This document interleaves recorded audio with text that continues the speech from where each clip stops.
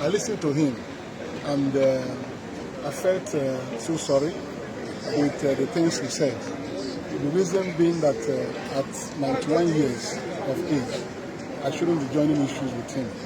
But I remember that when Babangida launched his book and made revelations in that his book, I was on television again, I think it was Arise News, to speak on the fallout of that book launch, wherein I challenged Gowon to write his own book about the Civil War. Because Babangida stated clearly that the coup wasn't an Igbo coup. The Igbo people have suffered gravely because of that coup. A coup that was plotted to bring Awolowo out of prison and make him president of Nigeria. The actors had written their books, and that was their common program. And the coup didn't succeed, and the Igbos have been put to the wall because of it.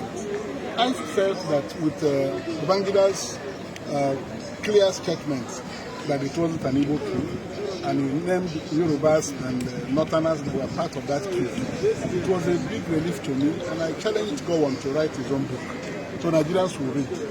So I was therefore disappointed that yesterday he granted an interview which showed the sign of dementia on his part. At 91, he appeared to have forgotten the things that happened. But some of us who worked with Ojukwu and interviewed him and got the records of what happened at that time disagree with all the things he said. One is that it was a big lie for him to say that the war was not against the Igbo people of Nigeria. What can be further from the truth? They said he was in Abeokuta. He wasn't in Abeokuta, and he heard about the insurrection in Abeokuta, and he was somewhere, and suddenly he saw how it ended. It snowballed into assassination of Agui Ironsi. That he wasn't part of the coup. He didn't know anything about it, but he later emerged as head of state after the coup, counter-coup was organized. That is somebody telling lies. And for him to say that the war was not against the Igbo people, I thought by now he should be apologizing to the Igbo people for the role he played in that civil war.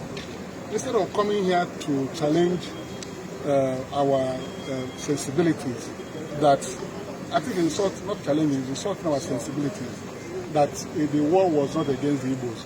Who were the victims of the war?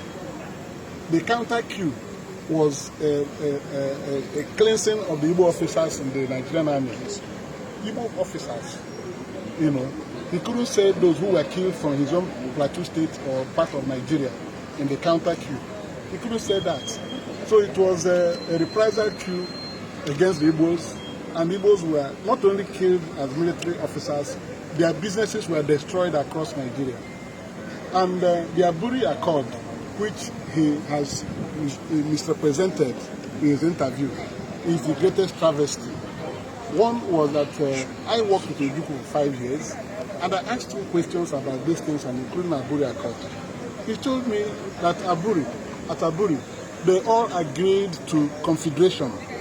Confederation means that the regions will become confederate states, and every region will continue to develop at its own pace. That is the essence of the meaning of confederation. And when they agreed on all this, that General Ankara carried himself, General Ankara and Gowon and Ojukwu were at the back of the same car when they were being taken to the airport. And that Ankara took Gowon's hand and Ojukwu's hand, put them together, and said that they should go and implement the agreements of this Aburi, you know. And he told Gowon right there, Ojukwu said he told Gowon that if Gowon gets home and announces the agreements reached here, that he will be the first person to propose Gowon as the head of state of Nigeria. And when they all left, they came back to Nigeria. Days went by, Gowon didn't announce anything. He didn't address the nation on what they agreed in Aburi. In Gowon's account yesterday, I was shocked to hear him say that when he returned, he had malaria. And because he had fever, he delayed his announcing the agreements reached in Aburi. So at his age, he didn't need to start lying.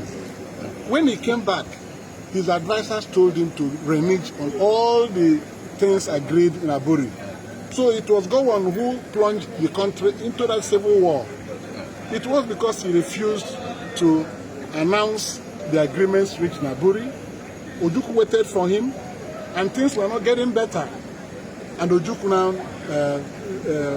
I don't even think that he made a formal broadcast. He leaked the agreements reached in Aburi, and he was still waiting on Gowon to do the needful.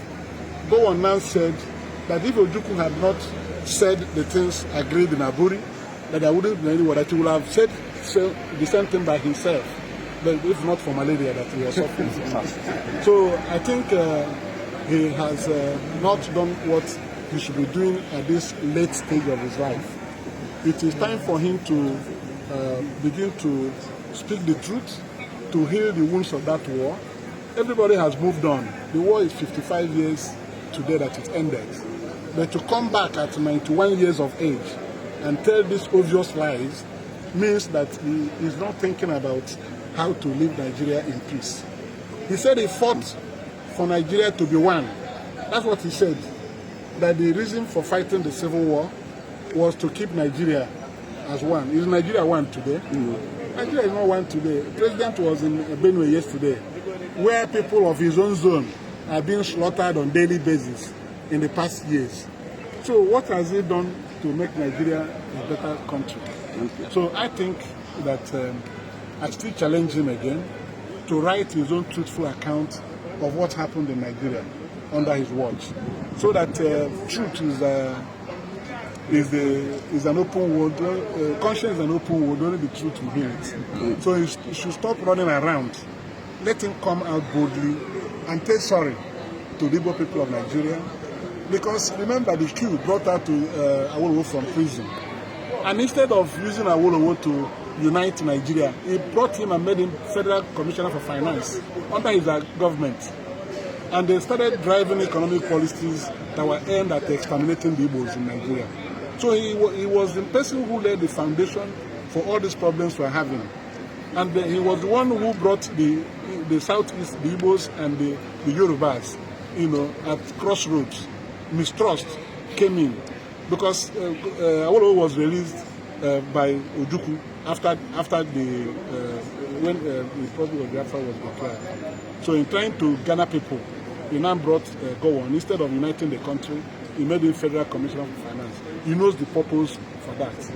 And we have paid dearly for it. We don't want to be insulted more, because doing these things will aggravate our wounds. We want to bury the wounds of the past. So let him stop speaking.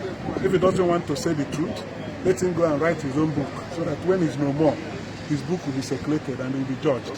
Thank you very much. Ojukwu is not alive to join issue with him. When Ojukwu was alive, he was talking. Gowon refused to talk. And now that he's talking, it's very unfortunate.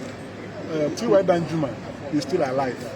He was the one that led the arrest of Gowon, and his unfortunate, arrest and his unfortunate assassination. So I don't know what T.Y. will be thinking after hearing Gowon that he wasn't part of the coup. He didn't know anything about what happened in Nigeria, and suddenly saw himself as head of state of Nigeria. How can somebody say this type of thing? So what is he trying to say for us to believe? So thank you very much.